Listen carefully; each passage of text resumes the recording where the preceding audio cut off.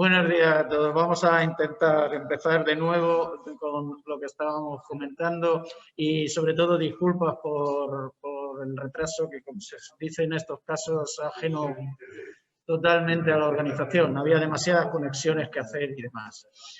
Bueno, vamos a intentar, aunque sea que nos vayamos un poquito más allá a la hora de comer, para intentar compensar todo esto. Me presento, soy Andrés Piqueras, soy profesor de Antropología Social y Sociología y miembro del Observatorio Internacional de la Crisis, con el que llevo estudiando casi 20 años la crisis del sistema capitalista.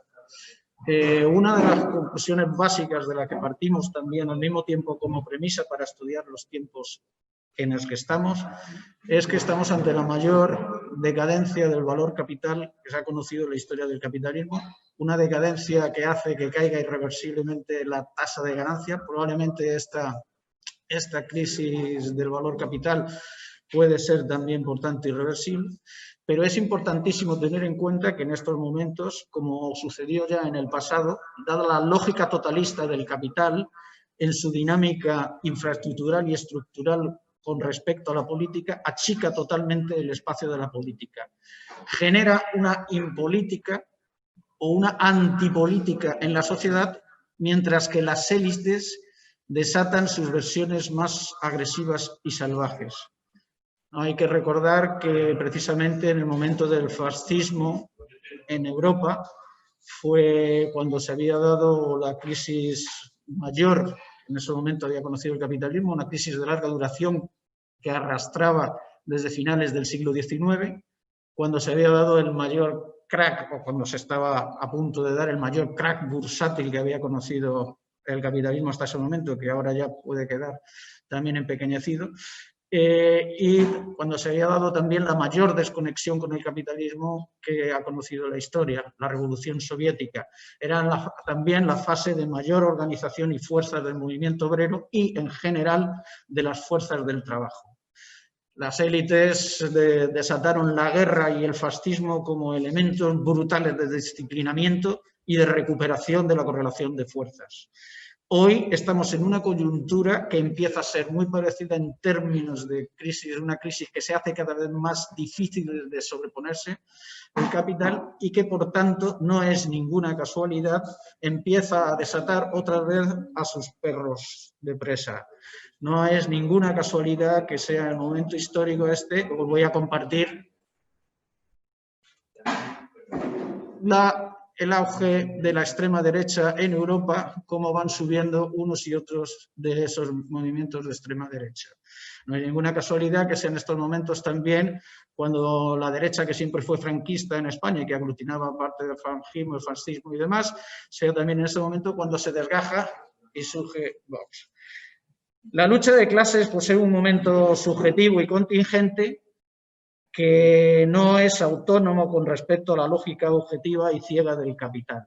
Eso quiere decir que tenemos que estar en estos momentos condicionados a un análisis, o mejor dicho, deberíamos tener cada vez más como reto, como objetivo, un análisis que sea capaz de comprender críticamente los mecanismos sociales que obturan las posibilidades de una política y de las elaboraciones democráticas y en general de progreso de la humanidad, que hoy en día están absolutamente frenadas por el sistema capitalista. Entonces, tenemos en cuenta que estamos enfrentándonos a movimientos que tienen unas características comunes a pesar de sus posibilidades de variedad. Son ultranacionalismo étnico, supremacismo blanco, el clásico racismo xenofobia que acompaña esto, homofobia y transfobia, antigitanismo, islamofobia, antieslavismo, antidemocracia, por supuesto anticomunismo y, curiosamente, dos características también que han sido sustanciales en el fascismo del siglo XX, antiliberalismo y antirracionalidad, anticiencia o anticientificismo.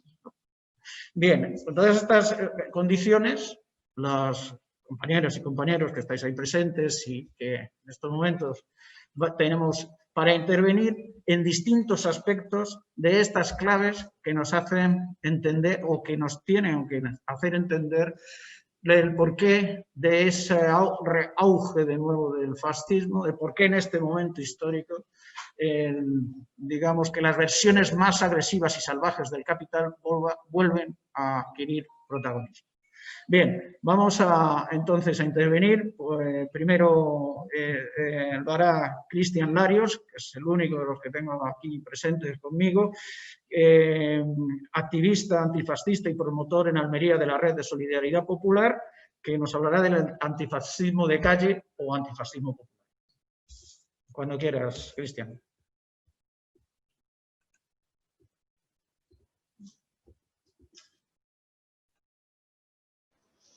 Hola, buenos días.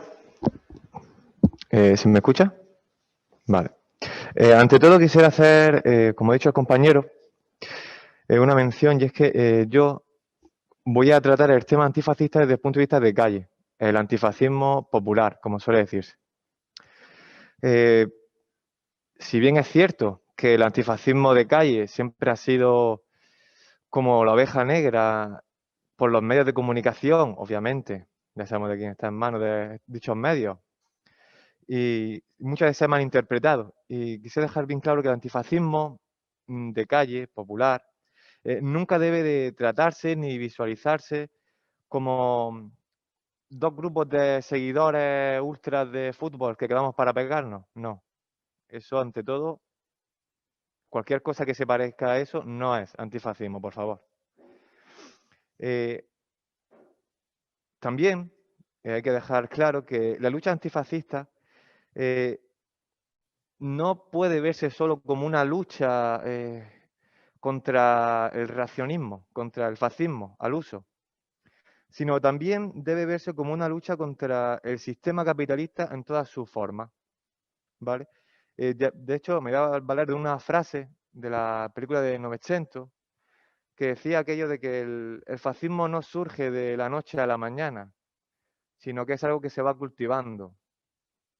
Y esto es muy importante porque debemos de entender el antifascismo como una lucha contra el sistema.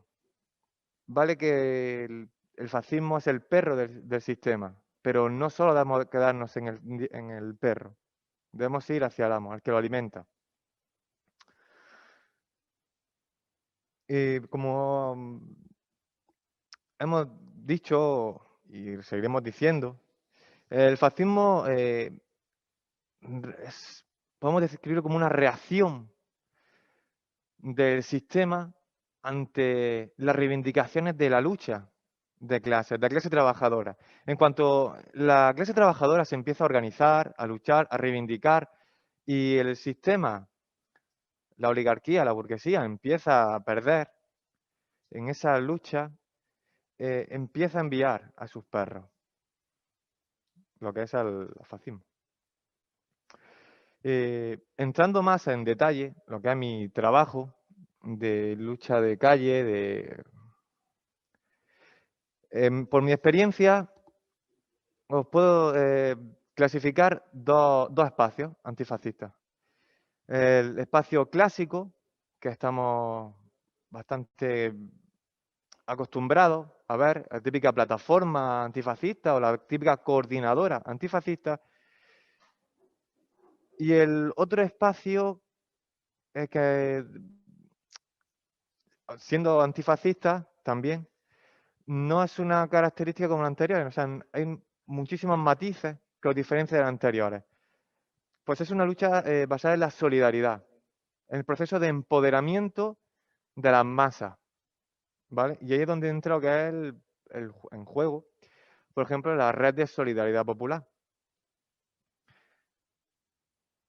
Para entrar más en detalle de las dos formas de organizarse y de los dos espacios, voy a clasificar y hablar un poco de las características más comunes que podemos ver en las plataformas o en las coordinadoras antifascistas. Si por algo se caracterizan estos dos espacios es porque las personas que lo integran son personas concienciadas, son personas que vienen de organizaciones, de sindicatos. Y desde el principio hasta el final de dicho espacio está conformado por ese núcleo de personas concienciadas. Que, ojo, no quiere decir que esté mal, todo lo que está perfecto. Sin embargo, lo que encontramos es otro espacio que es el espacio de solidaridad, como lo que es la RSP. Si bien es cierto que en un principio el núcleo está conformado por personas con conciencia, de organizaciones políticas, de sindicatos, de otros espacios y plataformas, al final lo que trata dicho espacio es de, mediante el tejido social y entre las clases trabajadoras, clases populares, lo que estamos afianzando es un proceso de empoderamiento que permita a la derecha retroceder en los barrios, porque si a día de hoy nos encontramos muchas veces los problemas en el pleno siglo XXI, y no es otro de que en muchos barrios obreros el concepto de clase, el concepto de solidaridad, totalmente se ha perdido. Por ello digo que es que la lucha no solo debe ser una lucha de cuerpo a cuerpo, entendiendo esto como manifestaciones, concentraciones, etcétera, etcétera, sino también debe ser una lucha cultural, una lucha contra la hegemonía del sistema. Entonces, una vez que nosotros seamos capaces de, en un barrio, generar un espacio como es la RSP, que atraiga a los vecinos, a las masas, y genere un tejido, podemos decir entonces que ese espacio se lo estamos ganando, tanto al fascismo, lo que es como al sistema. Y yo, por mí, esta breve introducción ya estaría. Muchas gracias, Cristian. Me dicen, vamos a hacer un pequeño cambio en el orden porque la compañera Kate Hudson tiene que irse muy pronto y entonces nos ha pedido intervenir ahora. Ella es miembro de la dirección de European Left, Partido de la Izquierda Europea, donde coordina el grupo de trabajo sobre el fascismo y la extrema derecha. Ella es del Reino Unido. Y tengo que decir una cuestión importante, que las conclusiones de esta reunión se presentarán el miércoles en el Foro Europeo de Fuerzas Progresistas, en el que hemos sido invitados por European Left en representación de España, donde intervendrá Rafael Morales, presidente de Irlanda, para participar virtualmente. Hay que inscribirse y después suministraremos el enlace para ello, que lo tengáis en cuenta, pero es importante decirlo. Entonces, damos la palabra a Kate Hudson.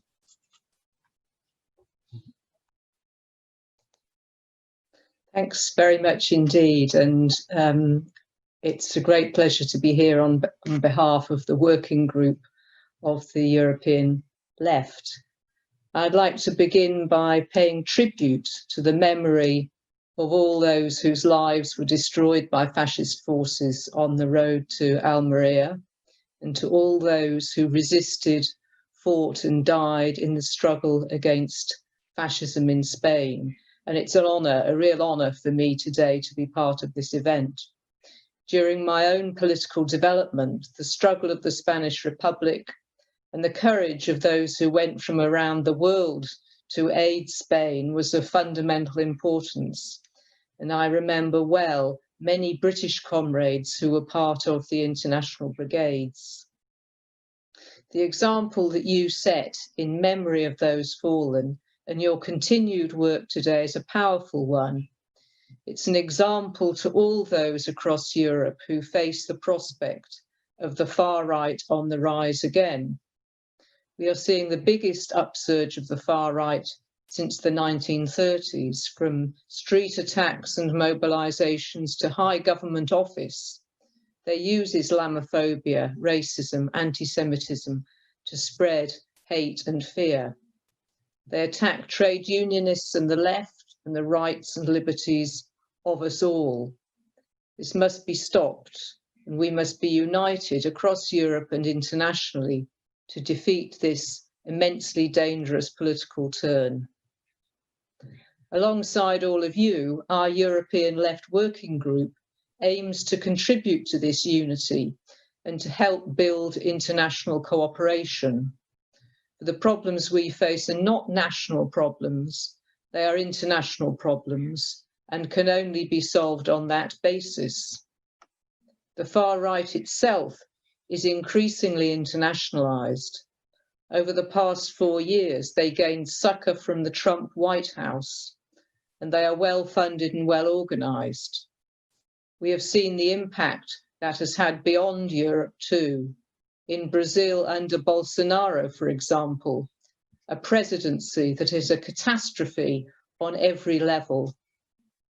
The handling of the coronavirus pandemic by populist leaders such as Trump, Bolsonaro and Johnson has shown their incapacity to address such a serious problem in the interests of the people and their cavalier approach to human life. But the coronavirus pandemic is also giving some possibilities to the far right to grow. In Britain, at the beginning of the pandemic, we found that the far right was losing profile and support, and that social solidarity was rising. But as the months go on, we have faced an ideological onslaught from anti-vaxxers, from people who think it is their right not to wear a mask, that freedom means ignoring public health restrictions. The pandemic has also made social inequalities much clearer. The inadequacies of neoliberal economics and the failure of governments to prepare for a pandemic. Every government knew that such a pandemic was likely, that they have been identified as major security threats. But as in the case of Britain, health spending has been decreased and spending on nuclear weapons and militarism has been increased. Understanding why the far right are rising again is fundamental to challenging them effectively. Blocking their road in a lasting fashion is inconceivable without addressing the economic and political conditions, austerity and its consequences, which have enabled their re-emergence. But it is possible to do that. And while the far right has become stronger, they and their ideas are not the majority. In Britain, we have found there to be huge political reserves of support for multiracialism and social solidarity. And this is also the case on an international scale. The defensive struggle against racism and the far right has to be turned into an offensive, also against the neoliberal right, which has done so much to create the conditions for the rise of the far right, as well as for the pandemic surge. Inequalities have been magnified by the pandemic. It is not true that it is a great leveller. Those in working class communities are most affected by the virus, and in particular, we have seen a big impact on the Black and minority ethnic communities. In the US and elsewhere, this has led to increased popular protest, and taken together with the brutality of the US police, has led to the rise of the Black Lives Matter movement.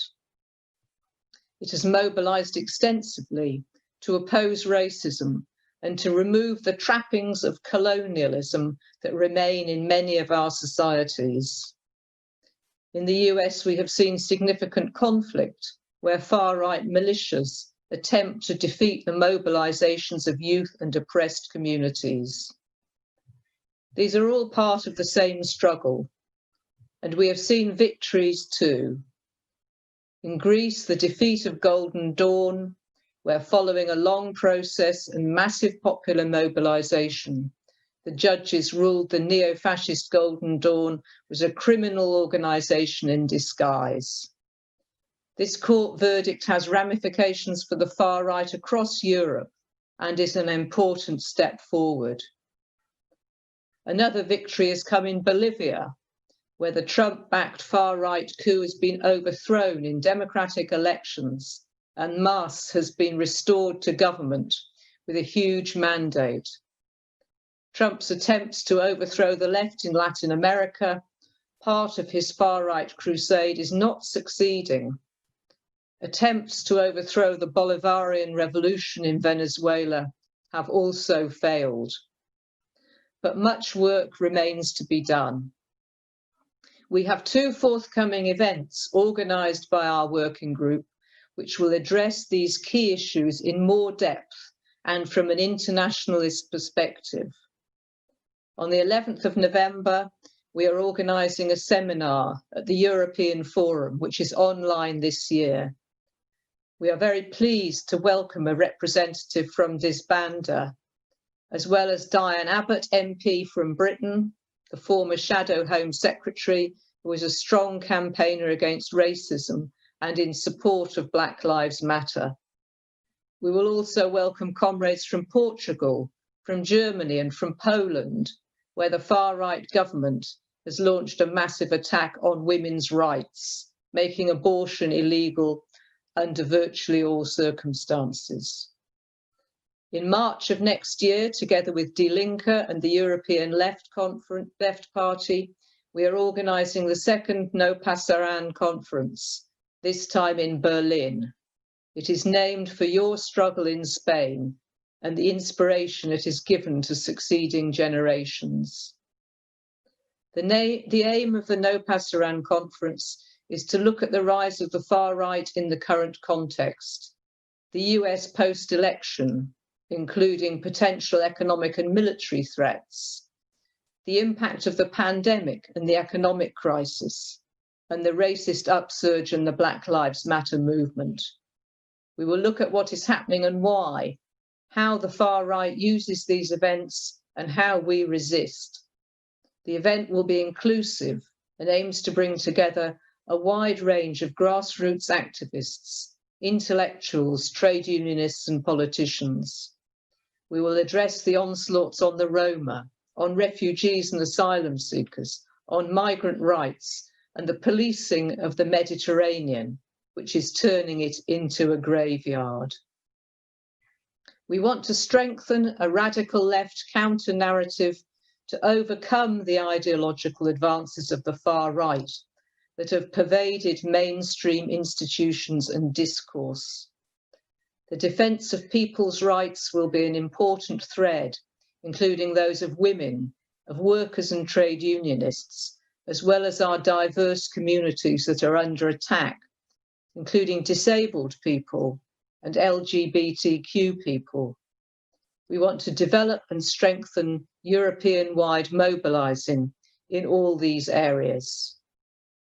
One of our aims is to help movement building in individual countries across Europe and to use the process of building the conference as a means of drawing different movements together, a bit like the preparatory process that used to take place in the social forum movement. But it's not clear now whether that process will be so possible owing to the current public health restrictions. In any case, the No Pasaran conference will go ahead in Berlin in March 2021 as a hybrid event, including both in-person and online events. We very much hope that Disbanda will participate and share your knowledge, commitment and experience with all those fighting against fascism and the far right. Thank you very much, and solidarity. Thank you very much, Kate. Muchas gracias, Kate Hudson, por su intervención. Vamos entonces con el orden que estaba preestablecido. Ahora Luis Suárez Carreño, de la Asociación Víctimas y Familiares del Franquismo. Es miembro de la Comuna y Represaliadas y Represaliados del Franquismo, activista de Ecologistas en Acción de Madrid y también socio y caminante de la Desbandada desde 2017. Adelante, Luis, y ya sabéis a todos en general que tenemos 8 minutos de tiempo, como mucho. Gracias.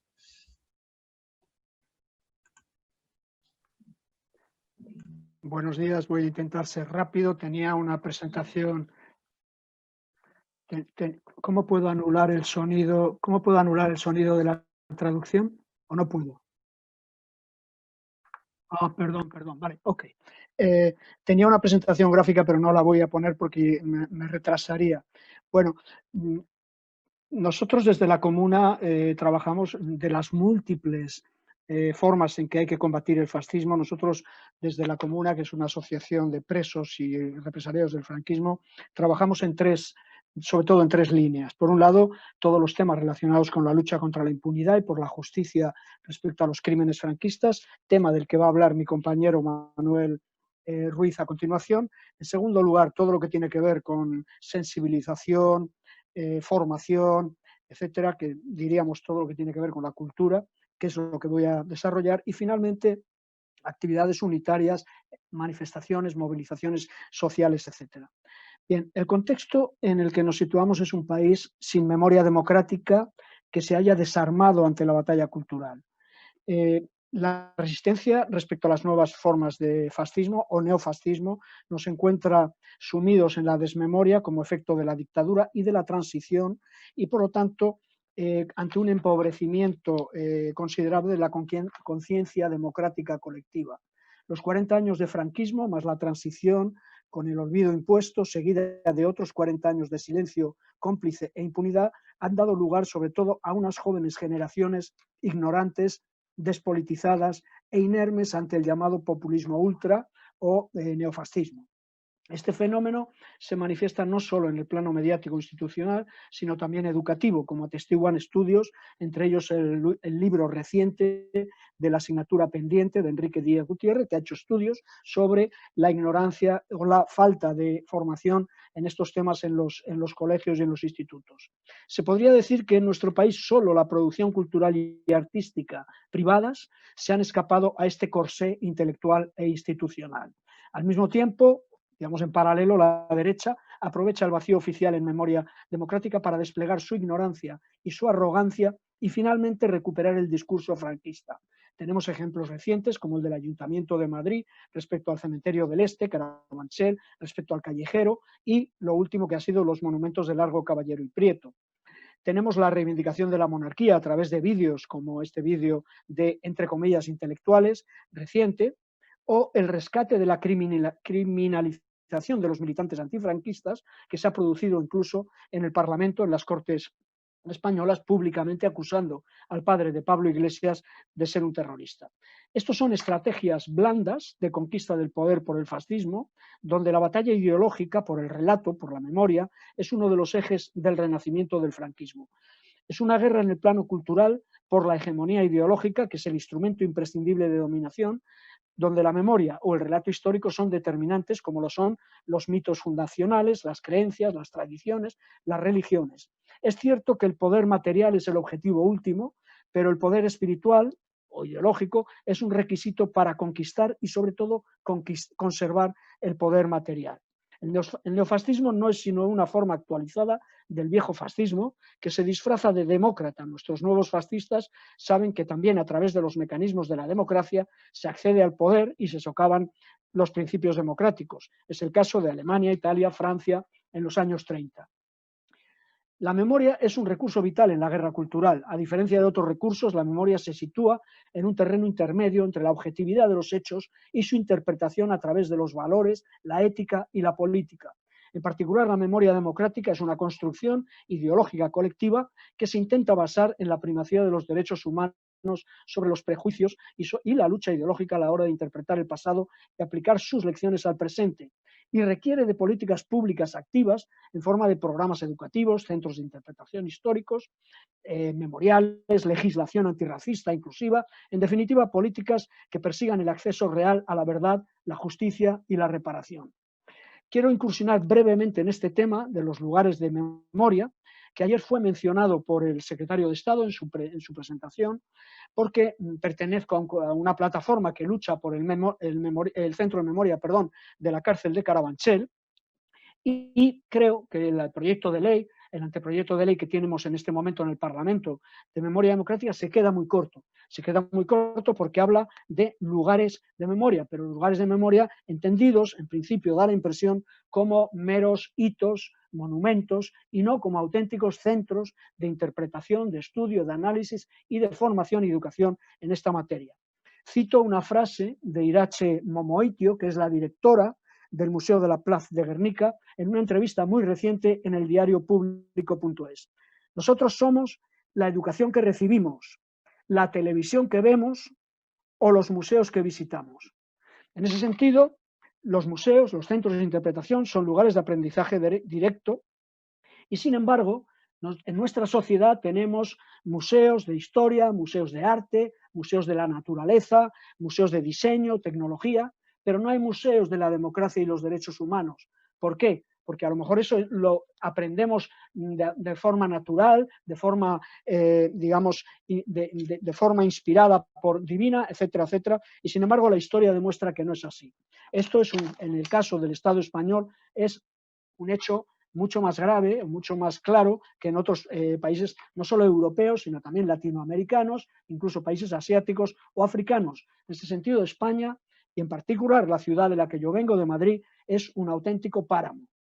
Por ejemplo, citando nuestro caso que nos ocupa, sobre todo en este encuentro de la desbandá, se ha mencionado en la presentación que hizo Ana Mata esta mañana, la necesidad no solamente de esa exposición que ayer anunció también el secretario de Estado, importante, interesante, una gran exposición que el gobierno planea, parece ser, para el año próximo sobre la desbandá, pero mucho más importante aún, un centro de interpretación de la desbandá, donde podamos conocer todo el avance, todo el desarrollo que ha tenido científico, histórico, etcétera, pero donde también relacionemos los hechos del pasado con el presente, la desbandá del pasado con la masacre de los inmigrantes en el Mediterráneo hoy, que es algo que es un vínculo, hay un vínculo lógico, natural, absolutamente claro, ¿no? Ese centro de interpretación es un centro donde se tiene que educar a las jóvenes generaciones sobre democracia y derechos humanos, que no es algo que está garantizado, como muchos piensan. En Madrid tenemos que los únicos hitos, monumentos, lugares de memoria son del fascismo. Seguimos teniendo el Valle de los Caídos, seguimos teniendo el Arco de la Victoria y ni siquiera hay una mínima resignificación. Cuando uno los visita, cuando uno los ve, no encuentra ninguna explicación democrática desde el punto de vista de los derechos humanos.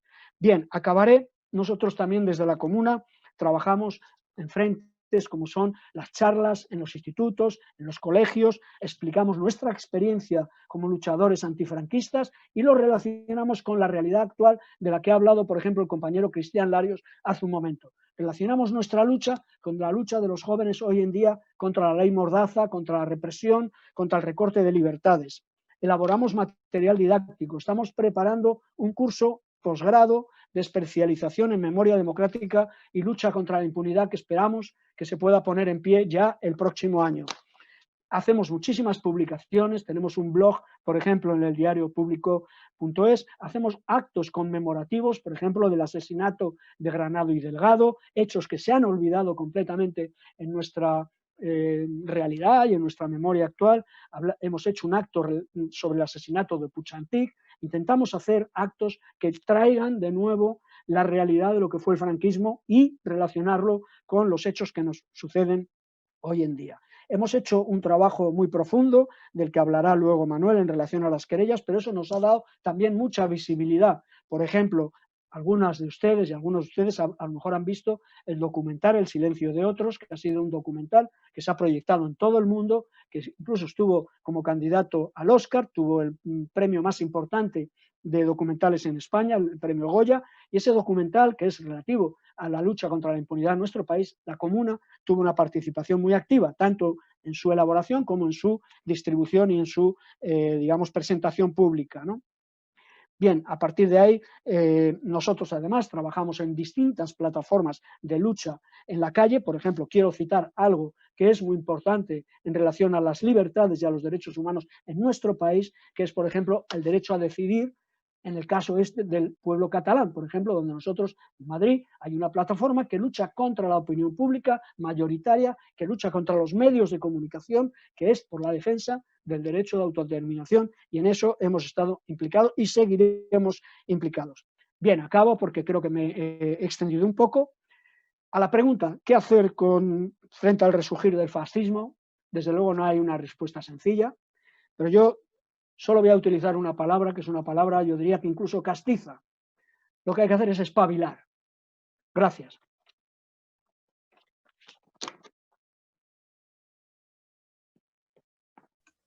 Muy bien, Luis, muchas gracias y por esa contundencia de tu conclusión.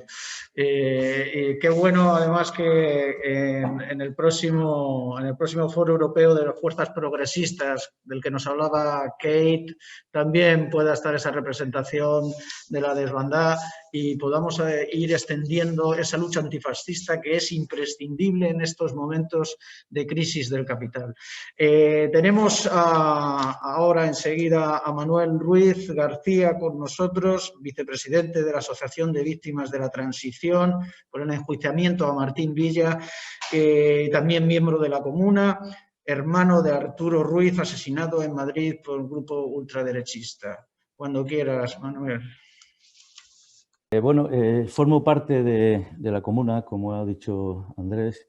Vengo en representación de la Asociación Andaluza de Víctimas de la Transición, una asociación de reciente creación, hace un año casi que la hicimos. Y bueno, quería deciros que desde las organizaciones memorialísticas de derechos humanos, feministas, sindicalistas, ecologistas y de otros ámbitos, llevamos años de lucha contra las políticas de impunidad mantenidas por el Estado español. Políticas basadas en el silencio, el olvido, en relación con los crímenes de la humanidad cometidos durante la dictadura y del franquismo. De la dictadura del franquismo y de la transición. Ya sea como víctimas directas o familiares de violaciones de derechos humanos o como simple ciudadanía, reivindicamos nuestro derecho irrenunciable a una verdad que permita hacer justicia como principio exigible a cualquier Estado democrático y de derecho. La falta de confianza que las víctimas del franquismo y la transición tenemos en la justicia se fundamenta en hechos que hemos sufrido todos, como por ejemplo el paso de toda una judicatura de régimen dictatorial a régimen democrático sin depurarse. En 1977, en enero, desaparece el Tribunal de Orden Público y pasa a llamarse Audiencia Nacional. 10 de los componentes del Tribunal de Orden Público pasan a la Audiencia Nacional sin pestañear, o sea, digamos así, hablando coloquialmente, pasan de perseguir rojos a juzgarlos al día siguiente, cosa que no parece muy lógica.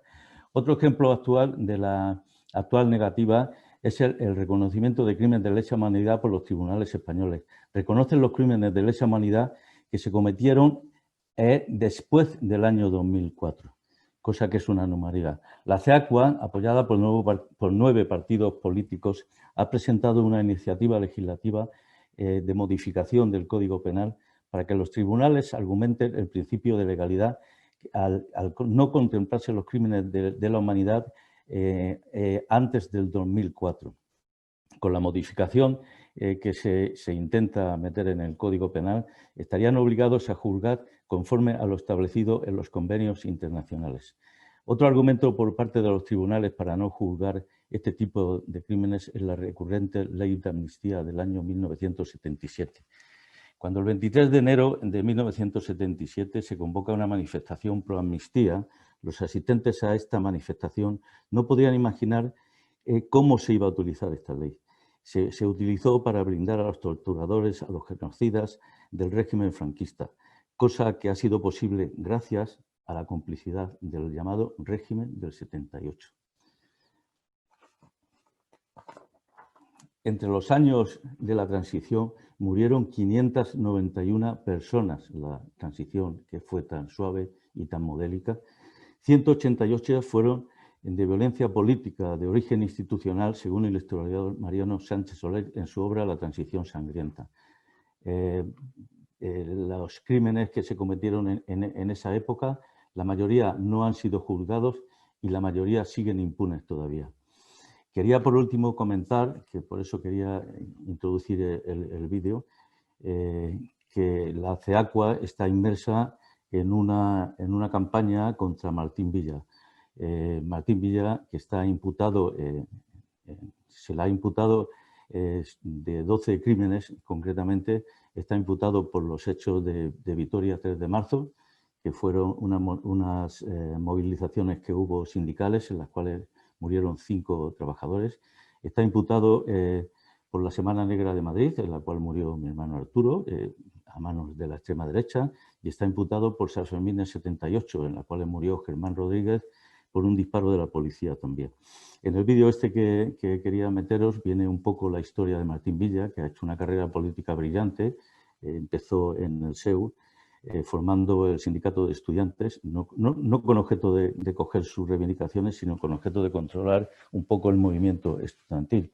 Luego ha pasado por gobernador civil, ministro de distintas categorías, hasta ministro del Interior. Manuel, tenemos el vídeo. Vale, pues cuando quieras lo ponemos. Ya lo ponemos y después hacemos el comentario. Dura muy poco, dura 3 minutos. Por eso. Ahí va. Gracias, Neres. Españoles, Franco ha muerto.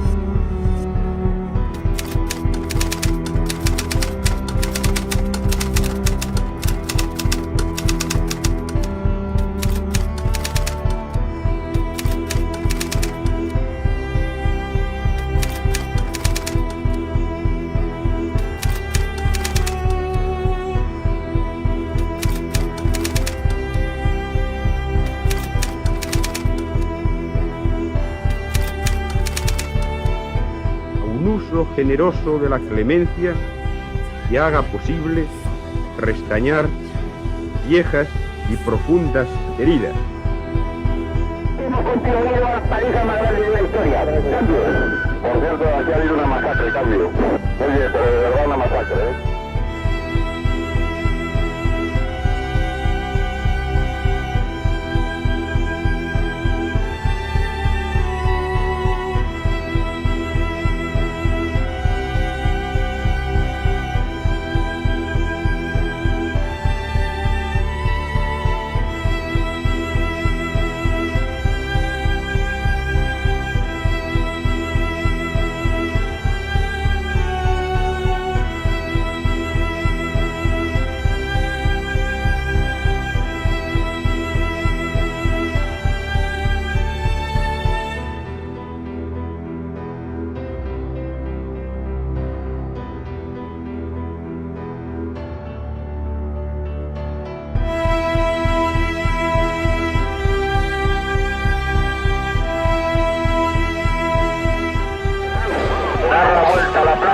Preparar todas las muchachas y tirar con todas las energías y lo más fuerte que podáis, no os importe matar. Adelante, cambio.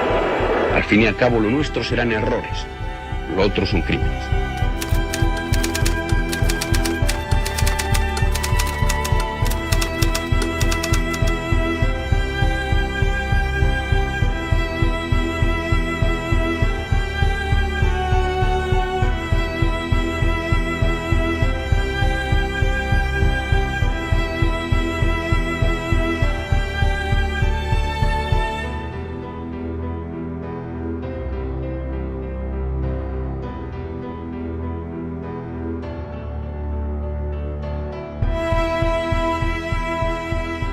Buena parte de nuestras decisiones fueron en la dirección de asegurar el orden, la seguridad, justamente para prestigiar las libertades y la democracia.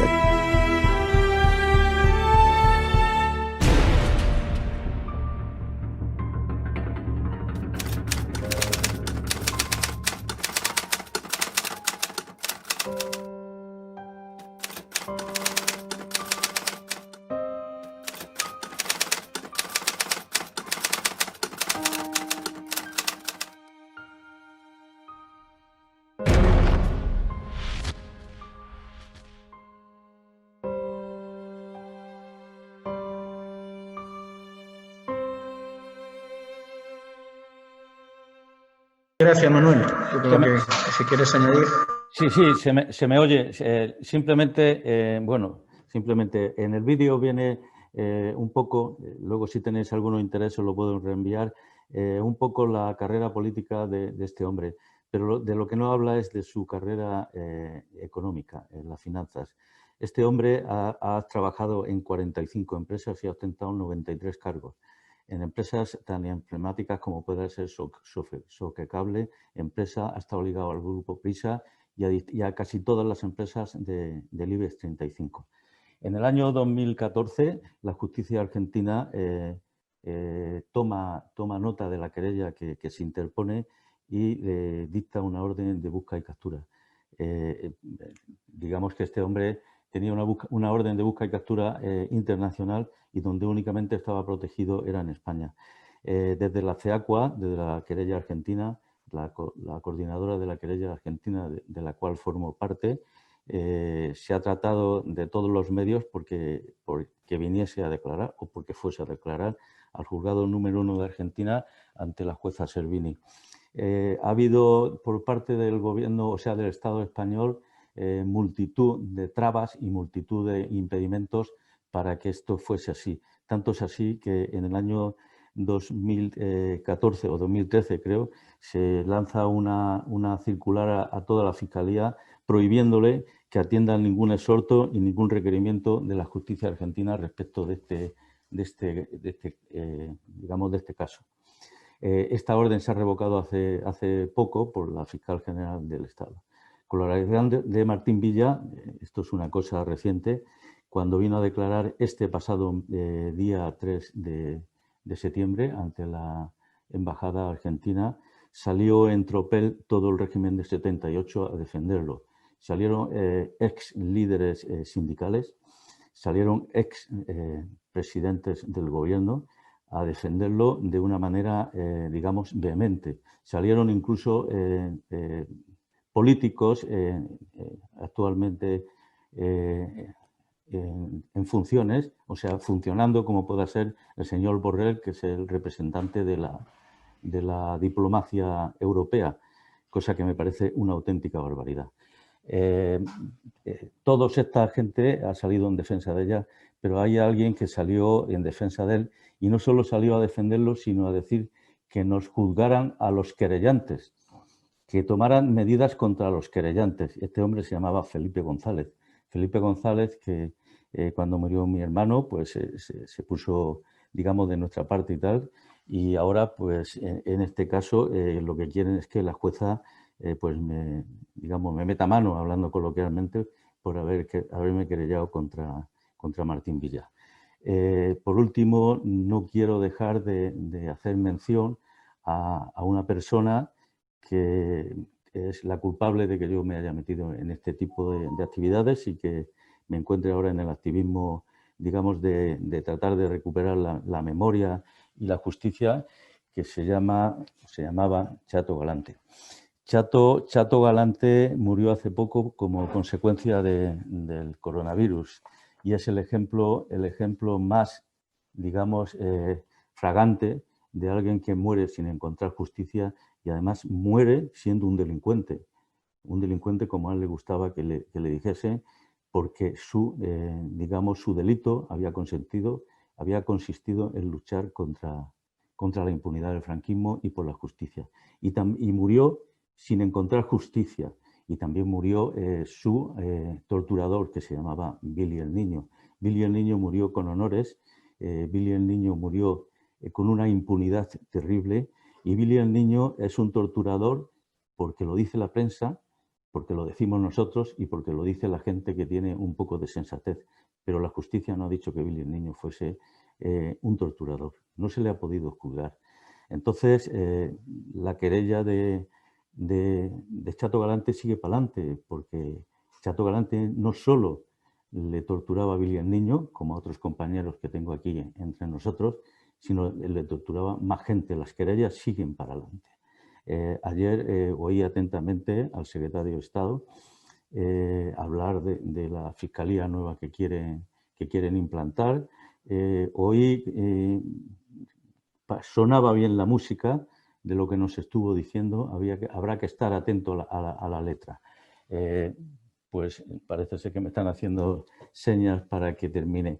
Y bueno, pues desde la comuna hemos hecho una campaña que se llama Otros Torturadores. Os lo digo para que lo tengáis en cuenta y que la gente no piense que el único torturador era el William Niño, que hay bastantes. Tenemos una lista grande y bueno, pues salud y república. Muchas gracias, Manuel.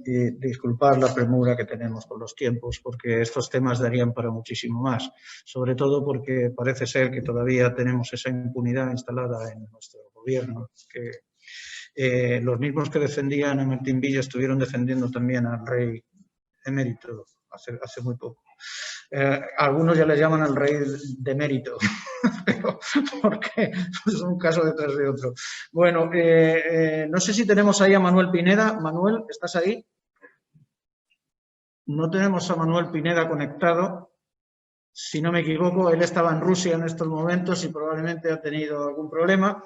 Así que si no entra, vamos a dar paso a Ángel del Río, delegado en Andalucía de Amílcar Mauthausen, antropólogo y profesor de la Universidad Pablo Olavide de Sevilla y compañero y amigo personal. Va a hablarnos de la pedagogía de la memoria. Cuando quieras, Ángel.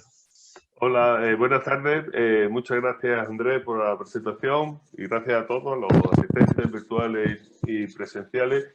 Y bueno, yo había enfocado esta intervención, que voy a ser brevísimo, sobre el tema ante la pregunta, ante el reto que nos planteabais de qué hacer ante el ascenso de la ultraderecha y del fascismo, plantearla sobre el poder que tiene la memoria como herramienta pedagógica y como antídoto para el fascismo, como prevención del fascismo. Y lo quiero hacer desde una posición un tanto personal, desde mi experiencia personal como docente, como antropólogo y también como militante memorialista en el que soy delegado en Andalucía de Amílcar Mauthausen y que me ha permitido ir a muchísimos institutos a participar en charlas, conferencias, talleres, seminarios y cualquier otra actividad de otro formato sobre el tema de los que yo he trabajado, básicamente del exilio, la deportación, pero también algunos aspectos de la represión franquista, como son los esclavos de Franco o el tema de la fosa. Y lo digo también, una experiencia personal, pero es una experiencia compartida, porque en este sentido he compartido muchísimas inquietudes y formación con otros compañeros del profesorado, tanto de universidad como de los institutos, y también en la Amílcar Mauthausen, que existe creada una red de Nunca Más, red de memoria y prevención del fascismo, Nunca Más, que ya articula más de 100 institutos y ayuntamientos de todo el Estado español. Es verdad que principalmente en Cataluña, en el País Valenciano y en Extremadura, pero después existen otras muchas iniciativas aquí en Andalucía de gente que lo ha hecho por su propia voluntad, que han creado redes de institutos y de trabajo por la memoria. Bueno, yo normalmente, y llevo ya muchísimos años trabajando el tema de la memoria, de los temas que yo he ido trabajando con el alumnado, cuando empezamos a tratarlo, que eran los que le dedicamos varias sesiones, yo siempre hago una encuesta, debate, para ver el conocimiento que tienen, ¿no? Es decir, sobre este tema que vamos a tratar, ya digo, exilio, deportación, represión franquista, ¿qué sabéis? Y la mayoría de la gente, de los chavales, de los estudiantes, estoy hablando de gente de primero, de segundo y de tercero, incluso de distintos grados de ciencias sociales. La mayoría, como ha apuntado Luis en su intervención, la mayoría tiene un desconocimiento casi absoluto. Y de la otra minoría, de los que tienen algo de conocimiento, yo les pregunto de dónde lo han adquirido. Una pequeña parte viene del instituto, de la formación reglada. Otra parte importante viene de la ficción cinematográfica, de documentales o de los medios de comunicación, y otra parte también pequeña viene de la familia, de la memoria familiar.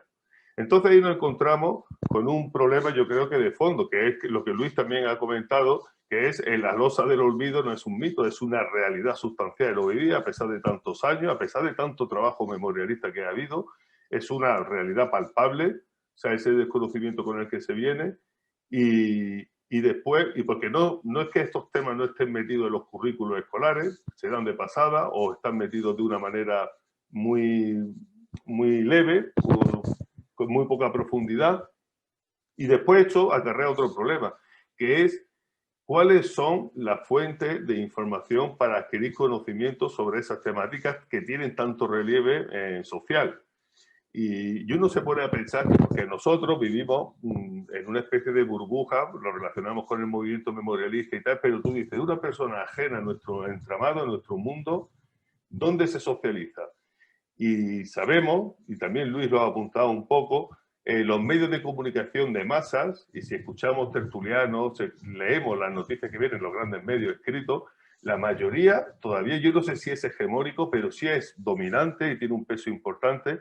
La mayoría de estos medios siguen con el discurso negacionista y revisionista. Lo que es el neofranquismo histórico es el que se sigue reproduciendo y tiene grandes altavoces para distribuir eso. Y cuando no, y yo incluso lo considero más perverso aún, porque a ese lo identificamos bien, está el otro discurso del establishment progre, digamos, con los medios progre, que es el que apuesta por la teoría de los dos demonios, de que fueron malos unos y otros y que lo que hay que hacer es dejar esto y buscar la concordia. Para mí eso me parece más peligroso y además manipulando a personajes como Chávez Nogales, etcétera, diciendo esto es lo que se llama la tercera vía o la tercera España, en la que se reivindican los que no se quieren posicionar y donde tienen muchos altavoces también.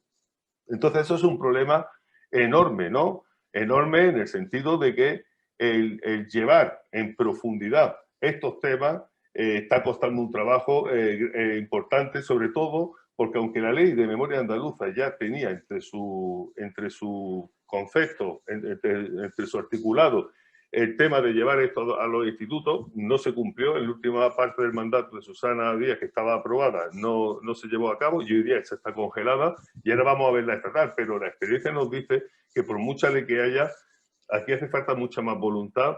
Y yo en este sentido sí que quiero dar un aplauso a la enorme cantidad de profesores que por sus propios medios y en unas condiciones ahora difíciles, con el ascenso de la ultraderecha y con el PIN parental, o sea, lo incómodo que resulta hacer una programación de un tema como la memoria histórica, porque el PIN parental no solamente es para la diversidad sexual o la ideología de género, la memoria histórica entra allí y hay gente alerta en institutos que no quieren que estos temas se traten.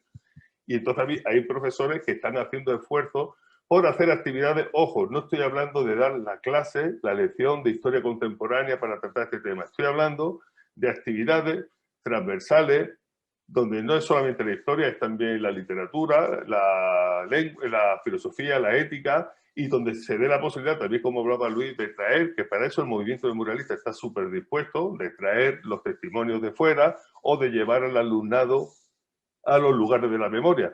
Nosotros en Sevilla lo llevamos a los estudiantes de instituto y de grado a los lugares del Canal de los Presos. Sabéis que es una obra faraónica que se hizo con mano de obra esclava y es una experiencia enorme para esos estudiantes. O aquí, o en Granada, aquí porque estoy en Granada, en Granada sé que también las asociaciones de aquí, Asociación Verdad, Justicia y Reparación de Granada, lleva a estudiantes a la fosa de Lorca, a los barrancos de Vines, donde hay también miles de personas, y es una experiencia también única e inolvidable para el alumnado.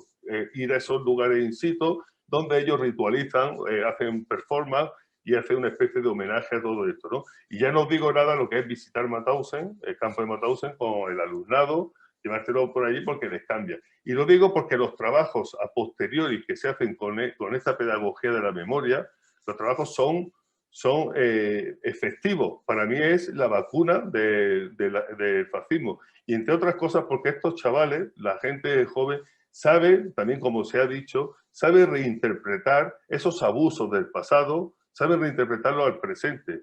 Y hoy día, ¿cuáles son los problemas que ellos pueden sufrir?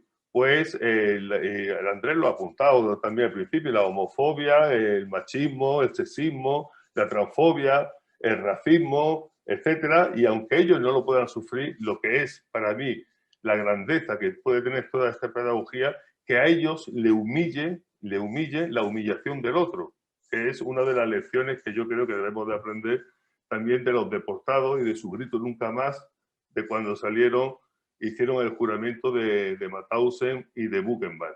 Reyes Mate, el filósofo Reyes Mate ya avisaba de que el Estado español es de los Estados europeos con menor cultura de la memoria. Aquí viene, en buena medida, todo ya, como decía antes, determinado por la ficción cinematográfica, pero existiendo tanta producción historiográfica de calidad y por supuesto, como se ha apuntado también, de cine, documental, con tantos premios, etcétera, todavía es necesario generar un movimiento importante para que todo eso pueda estar en el aula. A mí me decían los profesores que su principal problema es, dicen, yo sé que existen muchos recursos didácticos generalizados por muchos sitios, pero nosotros lo tenemos que hacer por nuestra cuenta, ¿no? Y dice, y falta, y para mí es una experiencia también muy importante, el tema de la formación del profesorado, ¿no? La importancia que tiene que, por ejemplo, los centros de educación de profesores tengan cursos y materiales de memoria para que ellos lo puedan llevar al aula. O sea, yo creo que el aula puede ser el territorio de proyección para ese antídoto hacia el fascismo y hacia cualquier ideología totalitaria en el que los chavales se pueden introyectar, porque yo creo, y es algo que a mí me emociona muchas veces cuando hemos ido a hacer, cuando hacemos estos trabajos, que lo hacemos todos los años, es que ellos se indignan ante el desconocimiento. O sea, que se indignen, que digan, ¿cómo es posible que haya un campo de concentración a 3 kilómetros de mi casa y yo no supiera nada? Campo de los Merinales, donde se concentraron más de 5.000 personas en régimen de trabajo forzado, haciendo una de las obras de irrigación más grandes de Andalucía, que se hizo con mano de obra esclava, y para dar regadíos a tierras que son de los grandes terratenientes de Andalucía, que son los que financiaron el golpe de Estado del 36, ¿no? O sea, el agua que sigue dando riqueza a los mismos de siempre, y con esa mano de obra que no se... Y entonces este tipo de cuestiones en el mismo sitio donde estuvieron estos presos, contando con la participación a veces, ya de presos no porque no quedan, pero de familiares, con testimonios, con los recursos didácticos, creo que eso es avanzar porque el alumnado establece, con estas propuestas didácticas, saben establecer lo que es la línea roja del fascismo, ¿no? Hasta dónde se puede llegar, y termino diciendo que yo ayer hice una rueda de llamada a mis compañeros de instituto para indagar a modo así de encuesta, que no es que tenga mucho, digamos, recorrido, pero es que sí que tiene algo de realidad, es ante el fenómeno Vox, que ha tenido, digamos, acogida entre muchos jóvenes y tal, si ha servido la pedagogía que ellos han hecho de la memoria, con los cursos que hemos hecho, que hemos ido trabajando, y efectivamente me dice que se generan debates en clase muy grandes, primero ellos entendiendo cómo es posible un proyecto que diga esas barbaridades y cómo es posible que haya algunos jóvenes que se acojan a esto, ¿no? Por eso, reitero, la memoria, la pedagogía de la memoria es un arma fundamental para el antídoto del fascismo. Muchas gracias. Muchas gracias, Ángel. Yo creo que has dicho ahí un par de cosas que son muy importantes. España es uno de los países con menos cultura de la memoria, y lo es porque aquí no podemos olvidar que fue el único en el que el fascismo triunfó, junto con Portugal, pero nosotros no echamos al dictador. Y eso queda por generaciones ahí, ¿verdad? Y una de las cuestiones más que los docentes sabemos, más terribles ahora mismo, es que la propia precariedad laboral está acabando con la libertad de cátedra, de facto, porque el propio profesorado tiene miedo de intervenir según qué contenidos. Y eso es parte, ¿no? La precariedad laboral no es ninguna, es parte del disciplinamiento de la población también. En fin, tenemos, como no parece que Manuel no está, sí, Manuel Pineda no está conectado, tenemos a Francisca Aguirre, yo me figuro, Kate, no sé si es Kate como en inglés o Kate, Cat como en francés, perdona si te presento mal. Y bueno, el Department of Modern Languages and Literatures del College William de Mary, Virginia, de Estados Unidos. Ella nos va a hablar de los vínculos entre la memoria de desposeídos del franquismo, de desaparecidos, perdón, del franquismo, y el activismo de sus herederos ideológicos en el siglo XXI. Cuando quieras, Francisco. Gracias. Bueno, empiezo muy consciente del tiempo.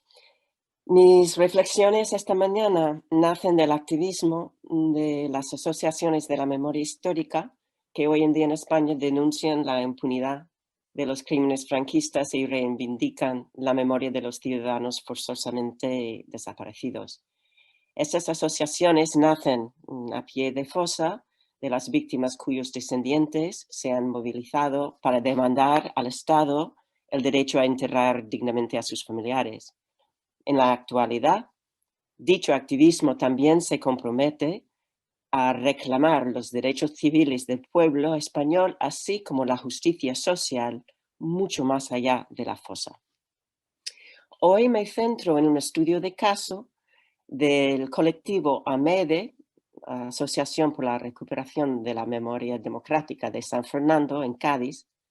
Los socios de AMEDE se apropian de la memoria de los represaliados como una piedra angular en su propia expresión contestatoria y antifascista frente a los abusos del Estado neoliberal del siglo XXI. Para analizar su discurso me sirvo de la mensajería del grupo de WhatsApp, resaltando elementos que son representativos del movimiento en general. Su compromiso con la concienciación y educación de la ciudadanía sobre la memoria, así como su activa solidaridad con otras plataformas cívicas que luchan por las políticas de inclusión, tolerancia y dignidad para todos y para todas. De particular interés en el caso de la comunicación grupal de AMEDE es su ingeniosa elaboración de una especie de álbum familiar basado en estrechos vínculos políticos entre los fusilados y los socios y socias que se identifican como sus descendientes ideológicos. El análisis del discurso de AMEDE permite abordar de modo más amplio el rol de los colectivos civiles en la construcción de una sociedad igualitaria, combatiendo lo que nuestro colega Andrés Piqueras ha denominado en una reciente publicación la violencia estructural de la sociedad de capital. Como base teórica me refiero a los escritos del filósofo Reyes Bate, que Ángel también ha mencionado. Esos escritos versan sobre la urgencia ética de rescatar del olvido las verdades del pasado, verdades no solo devaluadas, sino aplastadas por los vencedores de la historia oficial. Mate, uno de los estudiosos más reconocidos de la obra de Walter Benjamin, hace hincapié en el profundo valor de los relatos memorialísticos por su capacidad de desencadenar futuras intervenciones colectivas en defensa de los que murieron sin poder ver realizados sus proyectos vitales. Cito a Mate: los vencidos transmiten de generación en generación, a través de sus leyendas y cuentos, sus experiencias dolorosas, hasta el momento en que el canto y el relato se traducen en acción política. En términos benjaminianos, el legado invisibilizado de los malogrados proyectos republicanos para crear una sociedad más justa nunca desapareció del todo, sino que ha seguido latente en sucesivas generaciones como una semilla de esperanza. Las intervenciones de AMEDE en San Fernando no solo sacan a la luz los restos de las víctimas exhumadas, sino que también transmiten sus valores ideológicos largamente enterrados, igualmente enterrados. El apasionado compromiso por parte de AMEDE con el movimiento ciudadano como la forma más eficaz de actuación contrahegemónica en la arena pública se expresa constantemente en el WhatsApp. Los usuarios anuncian diariamente concentraciones, manifestaciones y marchas en la provincia de Cádiz, en Andalucía y en otras partes de España. No solo difunden publicidad de los eventos, sino que se organizan a viajar juntos a varias localidades a defender el medio ambiente, la educación pública, la igualdad de género, los derechos de los refugiados y, como no, la verdad, la justicia y la reparación. Los hashtags que comparten entre sí sirven como una especie de GPS que rastrea sus movimientos en pro del pueblo español. Gobierno quien gobierne, las pensiones se defienden. Ni un pino menos, salvemos Santipetre.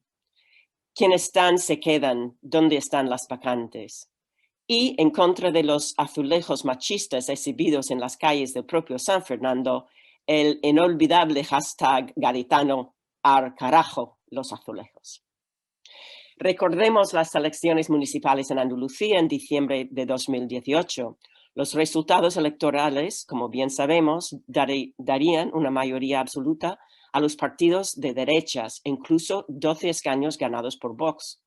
En vísperas de las elecciones se desató en la mensajería de AMED un nutrido debate sobre cuál debiera ser la mejor vía para intervenir en futuros proyectos sociales deseados por dicha plataforma. El diálogo que se establece versa sobre la necesidad de que las asociaciones ciudadanas mantengan su autonomía de las administraciones. Uno de los socios más elocuentes sobre este punto declaró tajantemente: los pueblos tienen que tomar conciencia, organizarse, apoderarse, y en cierto modo es lo que estamos haciendo nosotros. Algo que odian y temen desde los poderes. Apoderarse, no, empoderarse. En las masivas concentraciones callejeras que se convocaron en Andalucía el 4 de diciembre del año 18, a base de carteles como Andalucía no es lugar para fascismo, muchos socios de AMED acudieron poniendo en práctica su política de volver a tomar la calle. La mensajería grupal de WhatsApp también sirve como una curiosa especie de palimpsesto digital en el cual las huellas de las figuras asesinadas por las políticas del exterminio o el rastro de los mismos agresores vuelven a hacerse visibles. La yuxtaposición de las actuaciones políticas de los antepasados con las vivencias actuales o con la expresión de valores de los amedeístas resucita su legado antifascista e igualitario largamente enterrado. El 8 de marzo de 2019, Día Internacional de la Mujer, las fotos de socios y socias que participan en concentraciones en Cádiz, Madrid y San Fernando se publican junto a un recorte periodístico de una masiva concentración de mujeres republicanas en la Plaza de Ventas de Madrid de marzo 1936. En otra foto de 1936 se ve al alcalde Cayetano Roldán, quien sería fusilado, así como sus 3 hijos, meses después. Esta foto anterior a la guerra retrata a los sonrientes vecinos de un barrio obrero que rodean al alcalde republicano y la fuente de abundante agua cristalina que fluye gracias a las instalaciones del ayuntamiento republicano. Luego, otra corresponsal de la mensajería del grupo difunde publicidad actual de la plataforma Marea Azul del Sur, que lucha contra la privatización del agua en España. Otra foto de la posguerra representa al clérigo castrense Recaredo García Sabater presidiendo la inauguración de una fábrica de caballas. El respaldo por parte del padre Recaredo a las depuraciones que acabaron con 2 centenares de isleños le ha hecho infame en la historia local. Entre los mensajes de WhatsApp, la imagen del temido clero, cuyo nombre recuerda la funesta alianza entre el franquismo y la Iglesia, se da paso a una enérgica defensa virtual de los mismos valores por los que lucharon los antepasados republicanos. Se reenvía este meme: menos iglesias, más hospitales; menos agua bendita, más agua potable; menos hostias, más pan; menos religión, más educación. La lucha para que se reconozca que las desapariciones forzosas de las víctimas del franquismo fueron crímenes de lesa humanidad sigue en pie más de 80 años después. Donde ha faltado voluntad política, no ha faltado la voluntad ciudadana. Gracias.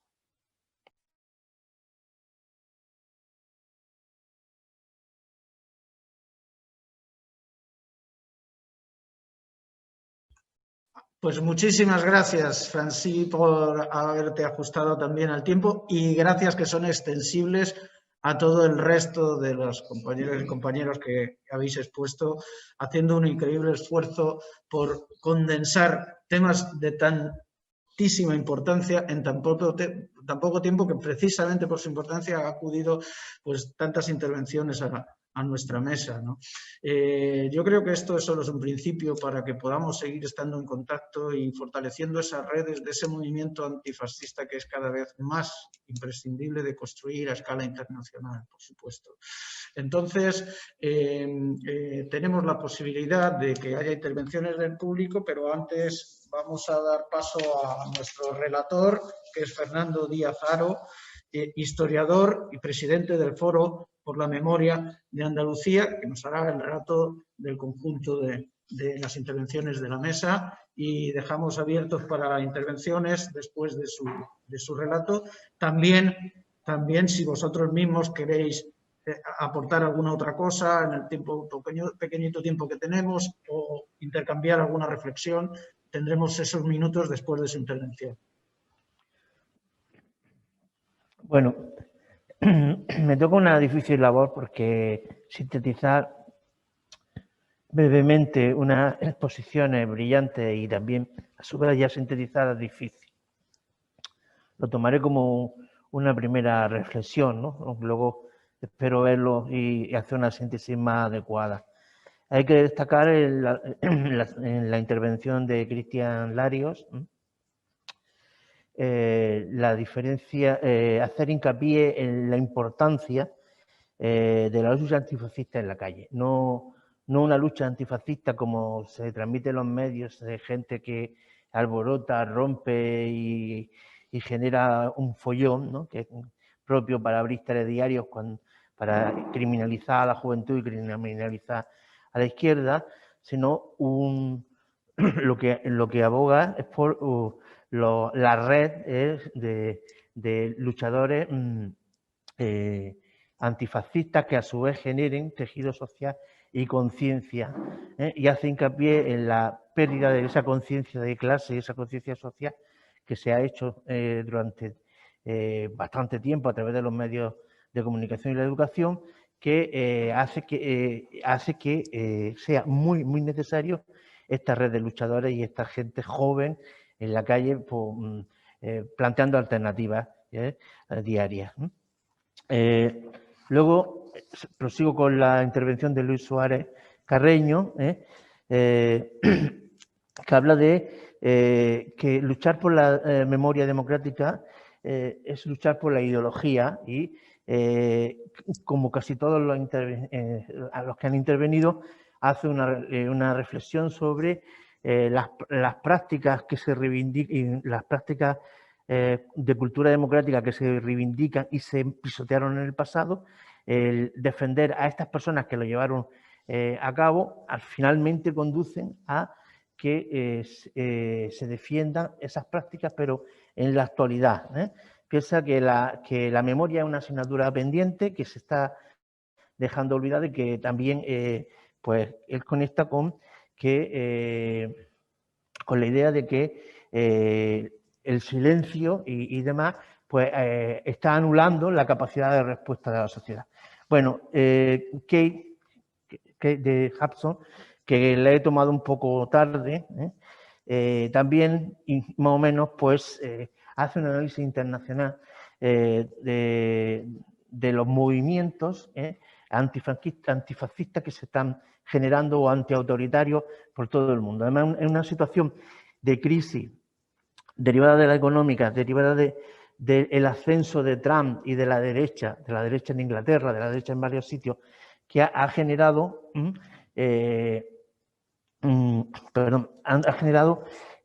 a su vez movimientos de respuesta en contra de ellos. Movimientos que han tenido éxito como en Bolivia y en otras respuestas, pero la anulación del movimiento de extrema derecha, el Nuevo Amanecer en Grecia y demás. Bueno, también habla de un importante proyecto que es un congreso que los españoles se tienen que sentir orgullosos porque lleva el grito de rebeldía de los resistentes de la República, que es "no pasará", en el cual, por de alguna manera, se van a intentar aunar las voces de los resistentes contra el fascismo que en la actualidad se están luchando en Europa y en el mundo, ¿no? Entonces, de alguna manera, pues potenciar este congreso.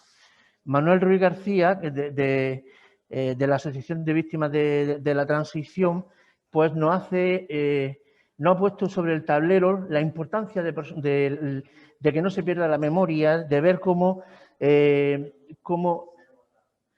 la bisagra entre el franquismo y la actualidad, lo que es el régimen del 78, pues tenía algo bastante de escénico, porque ahí están las 500 víctimas de la transición. Ahí tenemos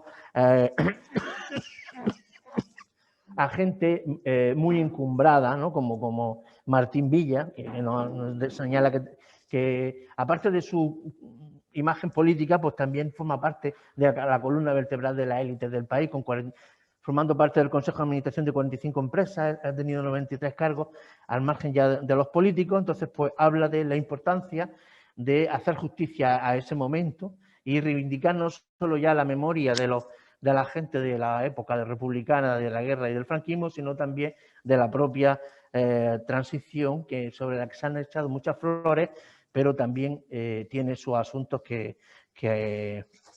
actualizar, ¿de acuerdo? Sobre Ángel del Río, de Michael Mauthausen, habla de la importancia de los conceptos de memoria y de, digamos, lo que ha sido la tradición luchadora democrática de este país, cuando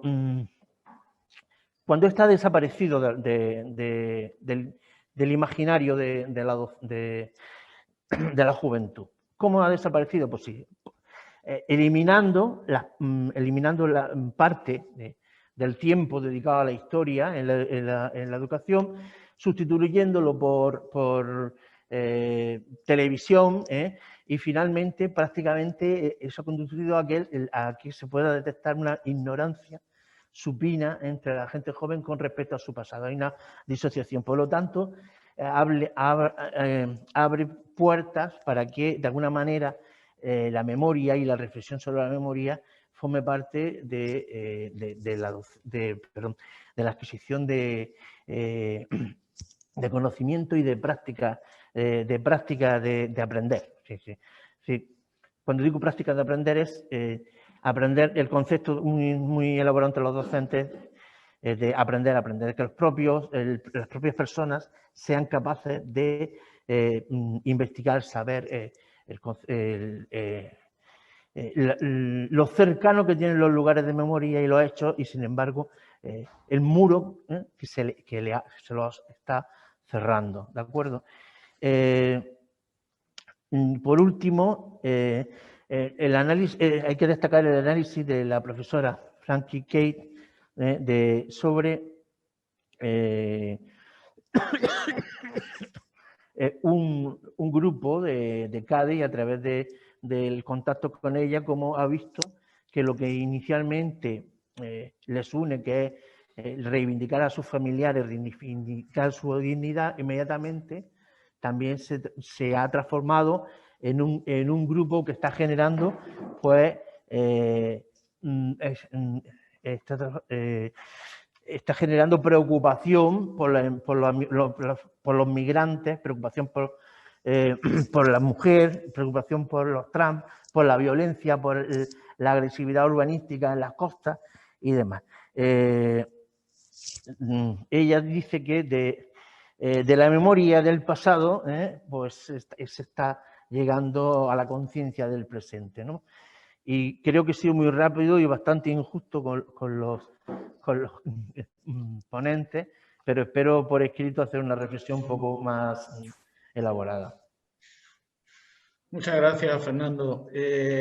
Una rapidísima intervención de la organización ahora y dejamos el paso a las intervenciones del público en general y también si queréis vosotros. David.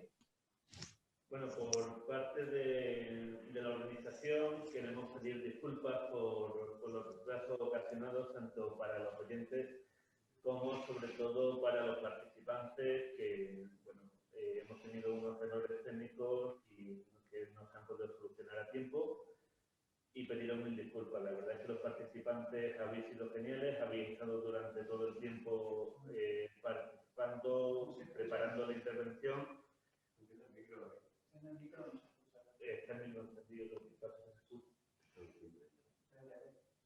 ¿Estáis escuchando a David? ¿Sí? Vale, bien, perdón, te estaban escuchando. Como decía, los participantes han trabajado muchísimo y lamentamos mucho el nivel técnico que haya habido problemas.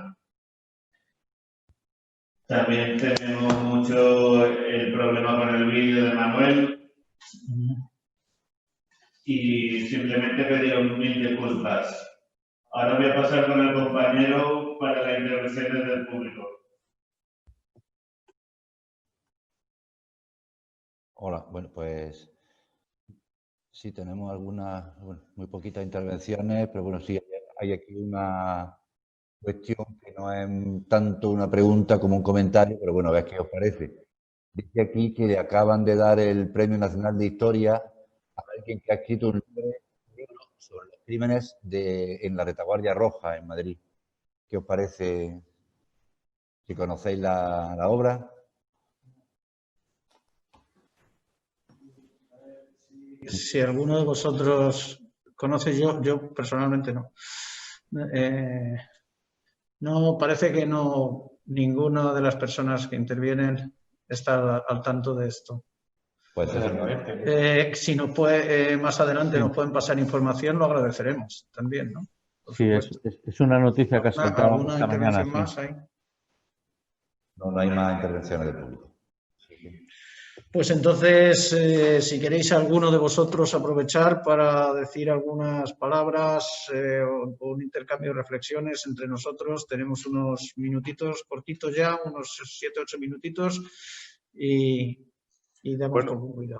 Vamos, Ángel, tienes que abrir el micrófono. Sí, ya lo tengo abierto. Yo solamente quería decir que bienvenida sean las investigaciones históricas de todo. O sea, una investigación histórica y rigurosa son bienvenidas. Hay gente que ha estudiado la represión en la retaguardia republicana, pero el título que tiene, no sé qué rojo y tal, ya dice muy poco del rigor de ese libro y tiene pinta, sin haberlo visto y sin tal, pero con ese título tiene pinta de ser una más de la propaganda revisionista, que no van a descubrir nada nuevo, porque ya sabemos lo que es la causa general y de lo que han ido tirando y tal, y con la cantidad de ratas que tiene aquello y de lo que han ido sacando durante tanto tiempo. Pero hay historiadores rigurosos que han estudiado la represión en la retaguardia, en Aragón y tal, José Luis Ledesma, que han hecho estudios brillantes y que no hay que tener ningún miedo. Nosotros, si a la verdad, no hay que echarle vinagre para agriarla, porque es demasiado agria, pero ni hay que esconderla ni nada. La historia está en que existen esas plataformas de editoriales de que lo que están metiendo es pseudohistoria, ensayo bajo el formato de historia, pero que no deja de ser ideología neofranquista, que después ese libro va a estar, os lo aseguro, en las tertulias, en los comentarios, en las reseñas de muchísimos medios de comunicación. Lo cual, lo que no tienen, esos estudios rigurosos que se hacen, digamos, académicos y rigurosos, que tienen mucho menos recorrido social. Lo tienen a lo mejor algunos dentro de la academia, o ni eso, pero no lo tienen tanto a nivel social. Sí, bueno, yo quería comentar. Sí, yo solo quería comentar una cosa y es que efectivamente los efectos de aquellos hechos que se han estudiado tanto, como fue la desbandada y la guerra civil, los efectos es lo que nos está ocurriendo ahora. Yo echo de menos un poco más el estudio en lo que es la época de la transición, que exactamente tampoco sé cuándo termina la transición, nadie me lo ha dicho. Sé que se empieza cuando se murió el dictador, pero no sé si ha terminado todavía. Y bueno, terminar mi intervención, he terminado antes, pues, digamos, contestando a lo que pregunta la mesa, qué se puede hacer contra el auge del fascismo. Pues yo diría una cosa muy simple, que es unidad de acción. O sea, yo creo que es esencial. Estos foros son muy importantes, nos tenemos que ver más, tenemos que hablar más, tenemos que evitar egos y tirar para adelante todos juntos, porque ellos, los que están enfrente, están resurgiendo porque van todos juntos. Entonces, bueno, esa es mi reflexión. Gracias. Y sobre todo, gracias a la organización y a los servicios técnicos. Gracias, David. Muchas gracias, Manuel. Francis, tenemos un minutito. Bueno, gracias. Nada, solo quería comentar, porque tengo el libro aquí al lado, pensando en lo que ha comentado Ángel, la falta de materiales didácticos para la enseñanza de la memoria histórica.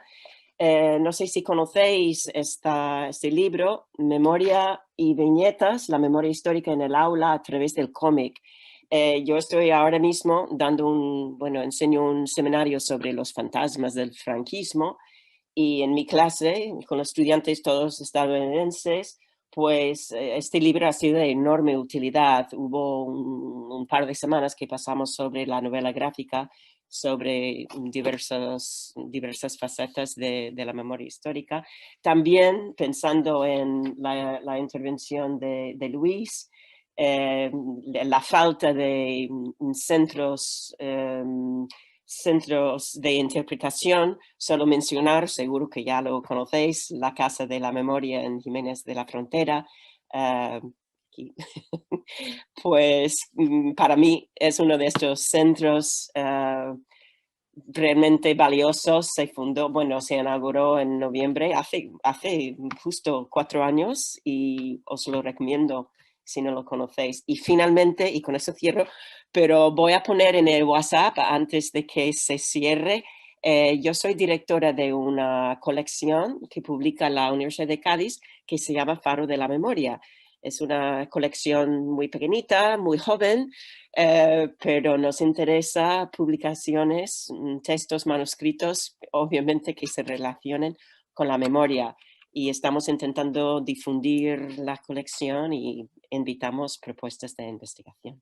Y gracias. Ha sido un honor estar con vosotros. Pues entonces, fabuloso, porque eso nos va a servir para profundizar nuestro contacto y esa red tan necesaria antifascista. Hay una cuestión muy importante sobre precisamente la falta de información, de conocimiento, de tantas cosas que se ha olvidado.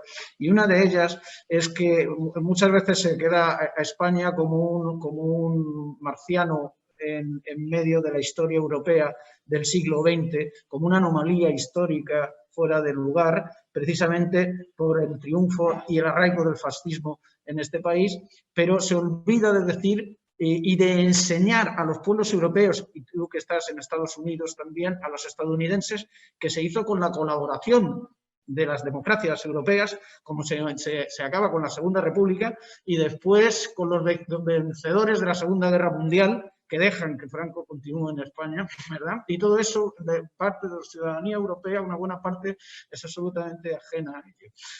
A ese conocimiento que también debe conectarse, ¿no? en Europa con las realidades de unos y otros, porque como dijo Kate al principio, estas cuestiones no son problemas nacionales, son problemas colectivos del conjunto de la humanidad y en el caso concreto nuestro, porque nos ocupa de toda Europa, ¿no? Y hay una cuestión también muy importante con el hecho de que ahora vuelva a resurgir esas versiones más salvajes del capital en forma de partidos y organizaciones políticas, que es también intentar normalizar y que parezca razonable a la población votar por opciones de un liberalismo o de una ex socialdemocracia que hoy está reconvertida al neoliberalismo también, pero que de alguna manera nos parezca razonable votar a ellos frente a los perros de presa que tenemos al lado. Es decir, hacer más o menos, normalizar, hacer más o menos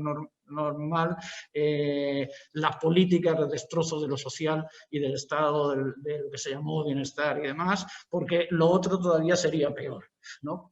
Entonces, sobre todo esto hace falta mucha pedagogía, pero sobre todo también esa unidad de acción que decía Manuel y el conocimiento mutuo para empezar, porque si no nos conocemos difícilmente podemos interaccionar, y la posibilidad de ir haciendo cada vez más un movimiento cada vez más amplio, más internacionalista, que ese debía ser nuestra bandera, parte de nuestra razón de ser, ¿no?